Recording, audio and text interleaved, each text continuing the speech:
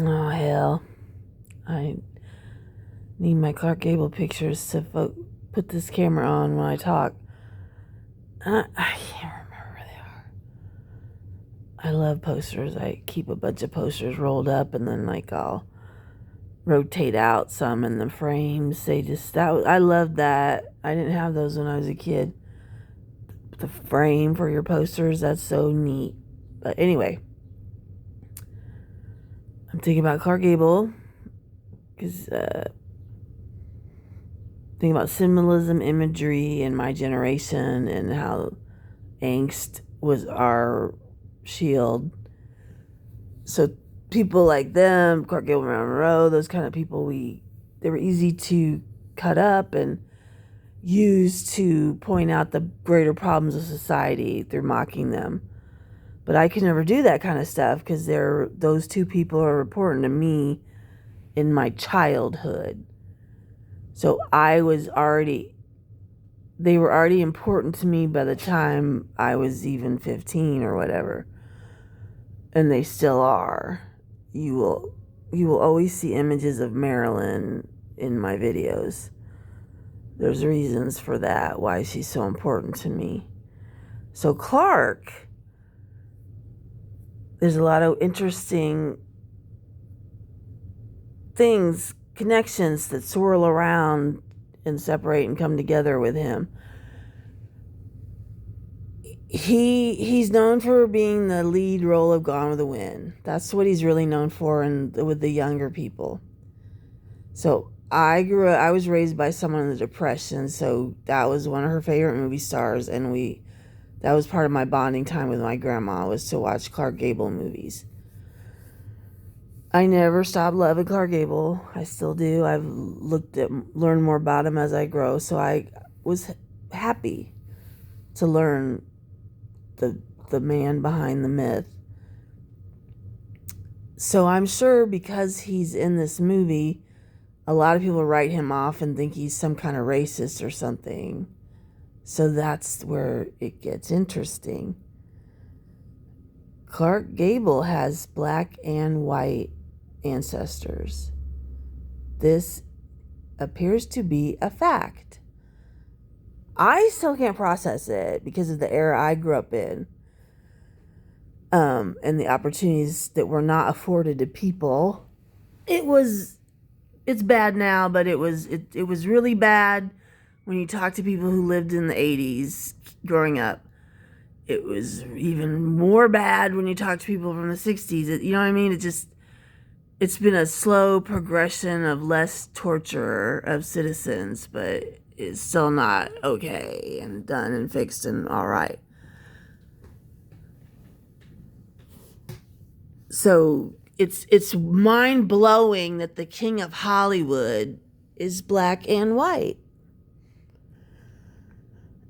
And I don't know if that's an inside joke flying around in the entertainment world, because there's a us-them crap happening too. That's what makes what's been going on lately so sad and disappointing. There was already us-them vibes anyway, where the middle America is not too sure about the coasts, and the coasts are not too sure about middle America. If they stopped and listened to each other, they have the same paranoias and stuff. But it's the details that are different and that creates the illusion of some unimaginable, unworkable obstacle, barrier, gap. Come on. Problems don't get solved because people don't want them to. That's the truth. Ruth, like Spike said. I think he wrote the dialogue for that movie. I assume he wrote most of his movies. There's people in Hollywood that I do respect. So my role model sages are Ed Wood, John Waters, Spike Lee, and Kevin Smith. So there's other people like Burton and Scorsese that are incredibly important to my overall cultural preferences, but those four dudes are important because I like that model. I like the model of the person who acts, writes, directs, behind the scenes, editing. I enjoy all the aspects of the creative process, not just, some people are just comfortable acting, some people are just comfortable directing. I like doing all of it, and I get bored if I'm only allowed to do one thing. I learned that lesson in my life too, trying to be more mainstream and have more so-called normal music gigs. It doesn't work for me. I'm not happy.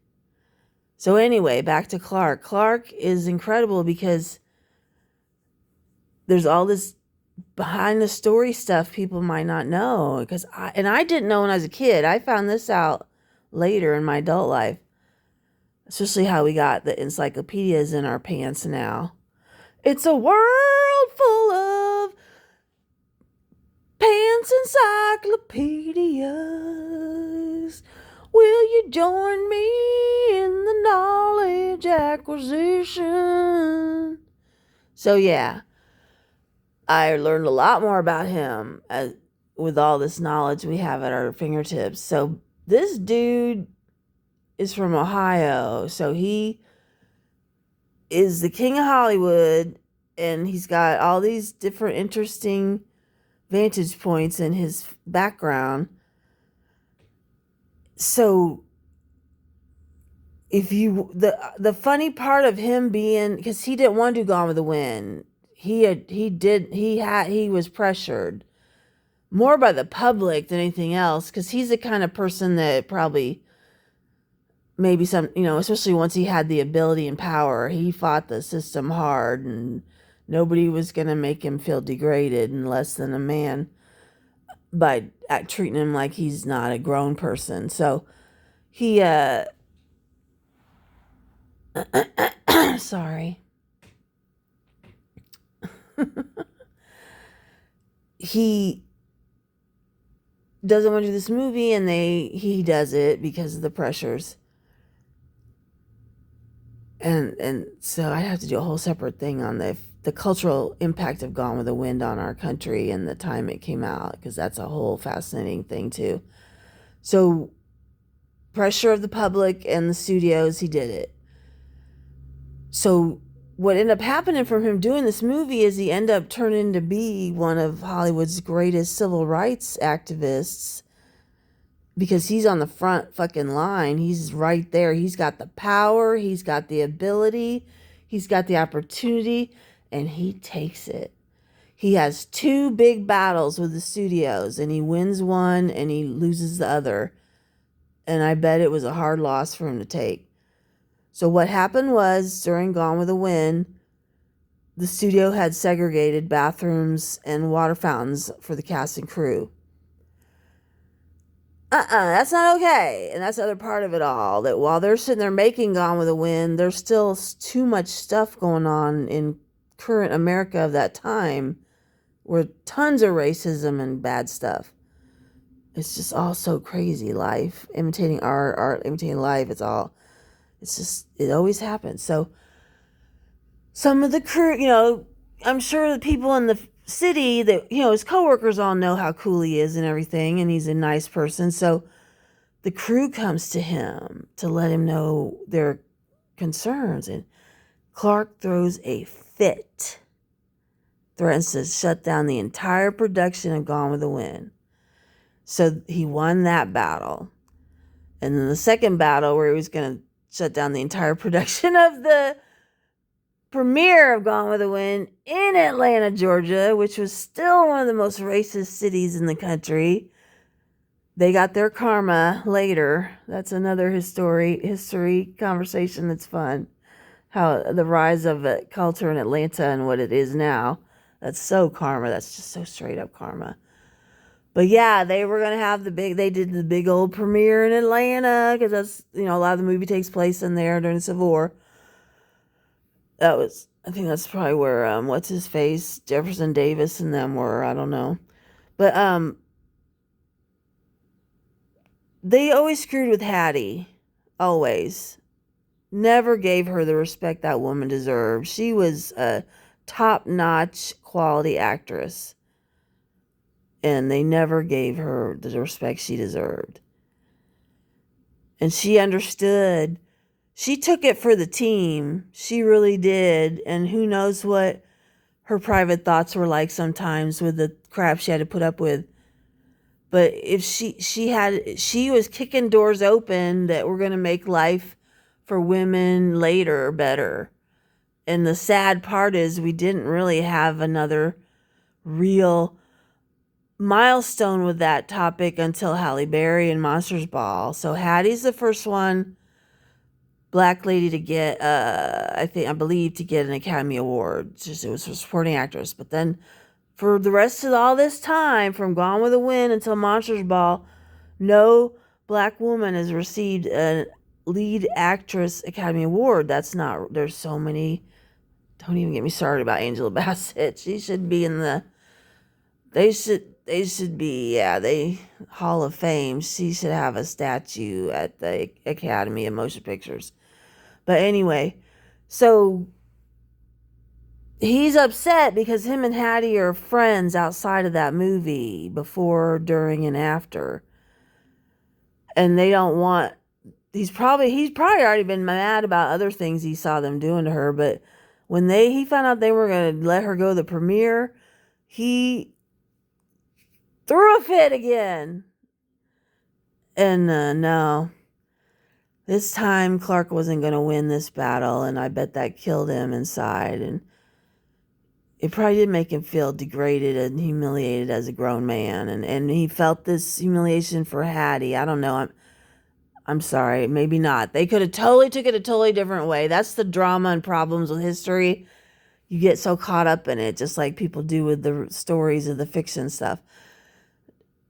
Scratch that. I have no idea how those two people handled all that. They might have been like, F those effers, and laughed it all off. That's what I hope they did.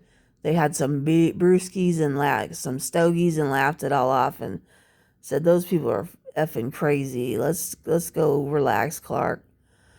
But anyway, Hattie's the one that got him, reeled him in. He listened to her, older, wiser person.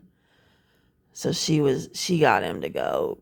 Because that could have, she is a beautiful woman, Hattie. She took one for the team. She endured God knows how many different levels of degradation.